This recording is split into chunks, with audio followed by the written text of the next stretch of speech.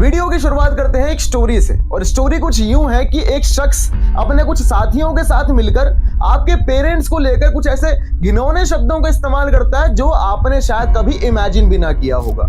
आप क्या करते हो, उसकी समाज के कुछ लोगों के साथ मिलकर बुरी तरह पिटाई कर देते हो, जिसको हम अपनी लोकल लैंग्वेज में कहें तो कुत्ते की तरह मारते हो। फिर उस पे एफआईआर भी होती है, पुलिस आती है और पुलिस भी उसे मारती है। फिर आपको लगता है कि शायद अब ये शख्स थोड़ा सुधर गया होगा, लेकिन वही शख्स 1 साल बाद अपने उन्हीं साथियों के साथ आता है और कहता है कि हमारी तो कोई गलती ही नहीं थी, हमें तो टॉर्चर किया गया यार, एक जोक ही तो मारा था, इतना क्या कर दिया। अब मैं और भी घिनौने शब्दों का इस्तेमाल करूंगा और मुझे कोई नहीं रोक सकता। तो आपको लगेगा कि ये इतना कॉन्फिडेंस दिखा रहा है। अब आप देखते हो कि समाज के वो लोग जो उसका पहले विरोध कर रहे थे, अब वो उसका खुलकर सपोर्ट कर रहे हैं, एंड दे आर सेइंग कि we are with you, we support you. अब आप बहुत घिनौने शब्दों को इस्तेमाल करो, हम तुम्हारे साथ हैं। और आज ये समय रैना और उसकी ट्रेंड कर रही स्टिल अलाइव वीडियो उसी स्टोरी का एक बेस्ट एग्जांपल है। आपने कई बार पॉलिटिक्स में कुछ पॉपुलर शब्दों का इस्तेमाल सुना होगा कि यार ये तो अंधभक्त हैं,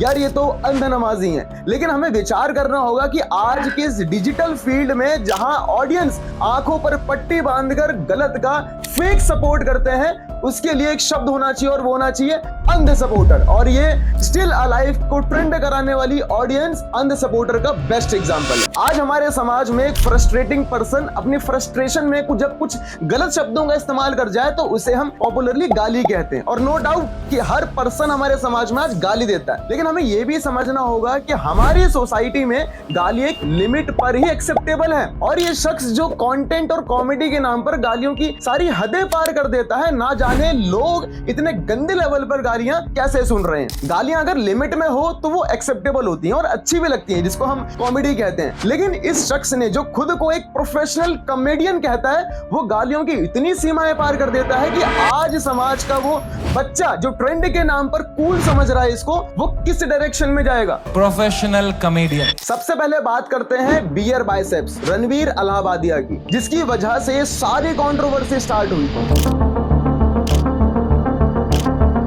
आज लोग उसे अप्रिशिएट इसलिए करते हैं क्योंकि उसने अपनी खुद की गलती को एक्सेप्ट किया। My comment wasn't just inappropriate, it wasn't even funny. Comedy is not my forte. I'm just here to say sorry.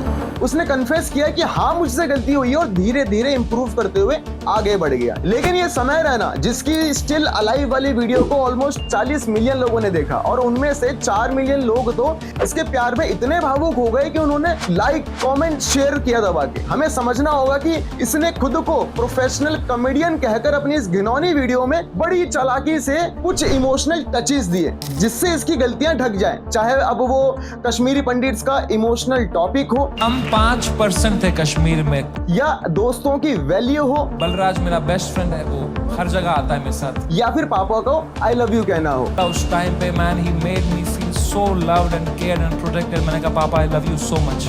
वो कांप रही थी मेरी माँ, मुझे देख के रो रही थी। हम लोगों को इस शख्स से कोई प्रॉब्लम नहीं, we appreciate his talent and skills. लेकिन प्रॉब्लम तब आ जाती है जब ये अपनी वीडियो में खुलेआम अनाउंस करता है कि अब मैं इससे भी गंदा शो बनाऊंगा, अब मैं इस वीडियो की स्टार्टिंग उसी डायलॉग से करूंगा जिस डायलॉग से सारी कंट्रोवर्सी स्टार्ट हुई।